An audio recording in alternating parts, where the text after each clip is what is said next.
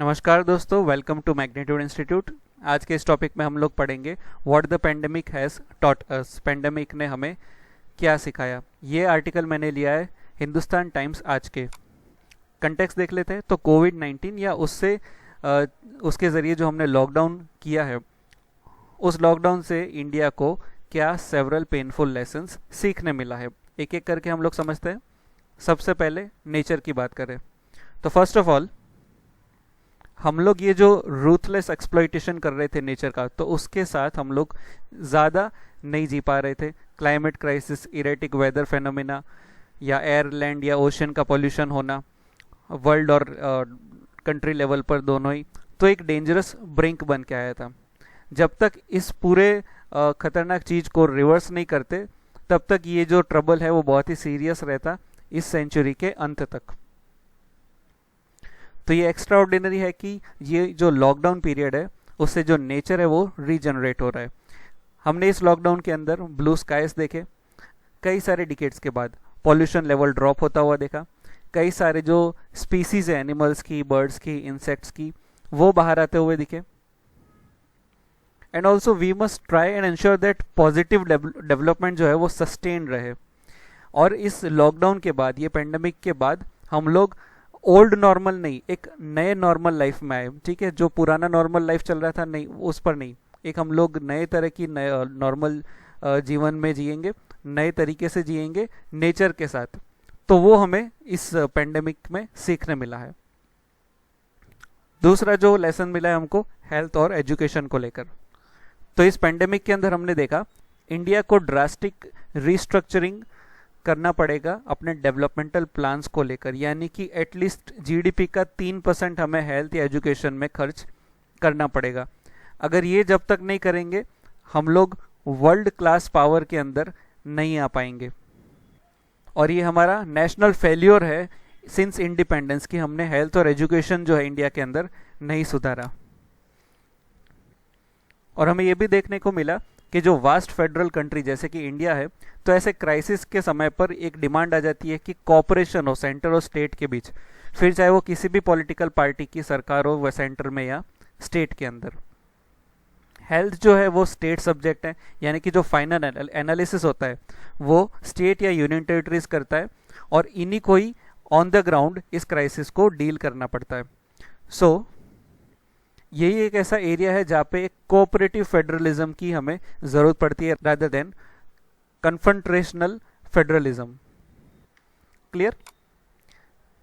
तीसरा जो लेसन हमने सीखा है वो है ग्लोबल कोलैबोरेशन। अब यहाँ में हमने देखा था कि जो यूएस के प्रेसिडेंट डोनाल्ड ट्रंप थे, उन्होंने कई बार अपनी लीडरशिप के अंदर ट्राई किया कि ग्लोबलाइजेशन के कंसेप्ट को ख़त्म कर दिया जाए, लेकिन इस क्राइसिस के अंदर हमें देखने मिला कि इंटरनेशनल कोलैबोरेशन कितना एसेंशियल है। चाहे वो वैक्सीन डेवलप करने के काम के अंदर हो, या तो मेडिकल मेडिसिन्स या प्रोटेक्टिव इक्विपमेंट्स की ज़रूरत हो, तो हमने देखा कि किस तरह से कई सारे देशों ने एक दूसरे की मदद की है। जैसे कि इंडिया ने मेडिसिन्स, हाइड्रोक्लोरोक्विन भेजा, पर्सनल प्रोटेक्टिव किट्स जो हमने अलग अलग देशों से मंगवाई, फिर जब हम सक्षम हुए तो हमने भी एक्सपोर्ट किया। तो ये दिखाता है कि किस तरह से इंटरनेशनल कोलैबोरेशन इस तरह के क्राइसिस में मदद आता है। अब क्योंकि हमारा एंशिएंट कॉन्सेप्ट भी है वासुदेव कुटुंबकम, यानी कि the world is one family, ये हमें सिखाता है कि जो फाइनल एनालिसिस होगा वो क्या है कि हम लोग सब एक साथ मिलकर रहे। कोई देश वगैरह यहाँ पे कंसिडर नहीं करना चाहिए इस क्राइसिस में। All world is the one family.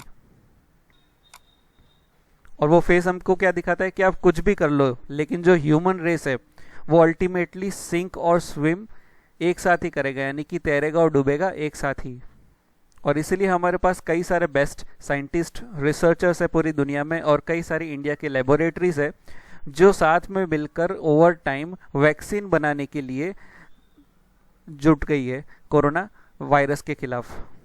और यहाँ पे भी सारी लेबोरेटरीज का कोऑपरेशन ज़रूरी बनता है, और जो कि ग्रेट वैल्यू का एक एग्जाम्पल दिखाता है कि किस तरह से इंटरनेशनल कोलैबोरेशन जो ज़रूरी है।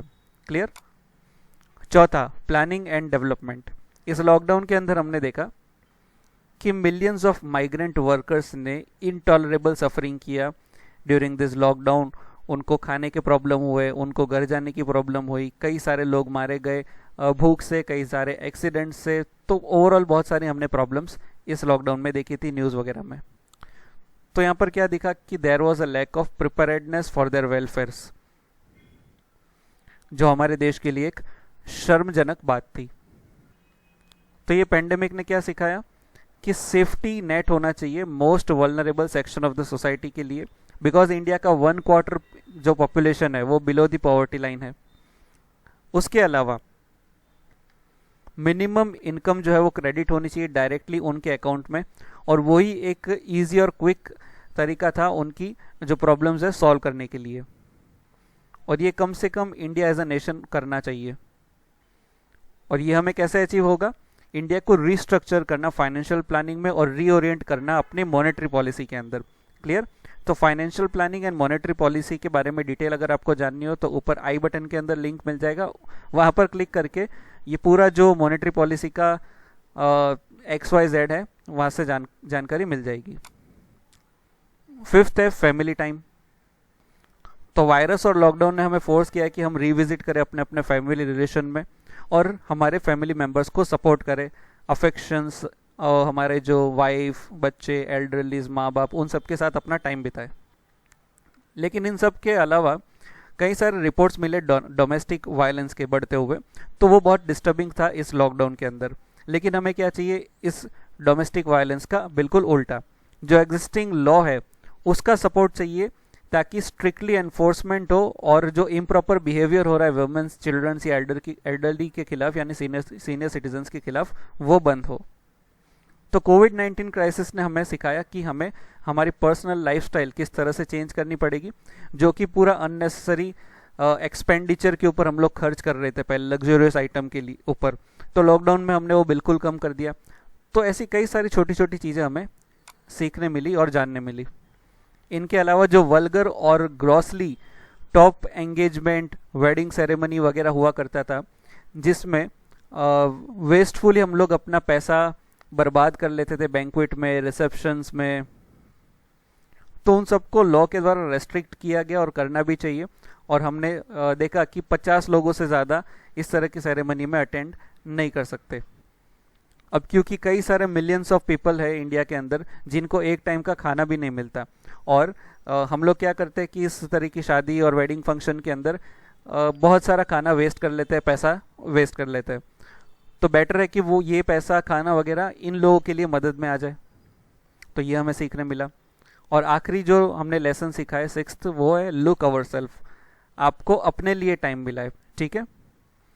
वायरस ने सिखाया कि आप अपने साइलेंस और सॉलिट्यूड का बेनिफिट उठाइए और अपने आप को देखिए, अपने अंदर झांकिए और एक्सप्लोर करिए अपने डीपर रिसेशन को, अपने कंसाइजनेस को, क्योंकि हम लोग कई सारा इन्वॉल्व हो चुके थे हमारे सुपरफिशियल एक्टिविटीज़ के अंदर बिफोर द लॉकडाउन। तो हमको बहुत ही कम या मिलता भी नहीं था टाइम खुद को देखने के लिए या खुद की इच्छा जानने के लिए। सो जो अल्टीमेट एनालिसिस यहाँ पर क्या है कि हमारा जो खुद का इनर कॉन्शियसनेस है वो एक्सप्रेस करता है हमको, हमारी एक्शंस को, हमारे रिलेशनशिप्स को। तो जब हम अपने आप को खुद को डीप जानने लगेंगे तो एक डिवाइन लाइट जैसी फीलिंग आएगी। और ये जो हमारा कोर है कि हम क्यों है, हम लोग क्या करना है, what are the moral values and all, तो ये ना ही सिर्फ हर एक इंडिविजुअल को अपलिफ्ट करेगा लेकिन पूरी सोसाइटी को भी एट लार्ज आगे लेकर आएगा। तो आज जो हमने देखा नॉलेज के लिए ही है, लेकिन यूपीएससी के अंदर आपके एथिक्स में या तो आपका ऑप्शनल फिलोसॉफी या उस तरह का ह्यूमैनिटी बेस्ड सब्जेक्ट है तो उसमें ये इस प्रकार का क्वेश्चन आ सकता है और आप इस आर्टिकल से सॉल्व कर सकते हैं। आई होप सो आपको समझ में आ गया होगा। Thank you so much.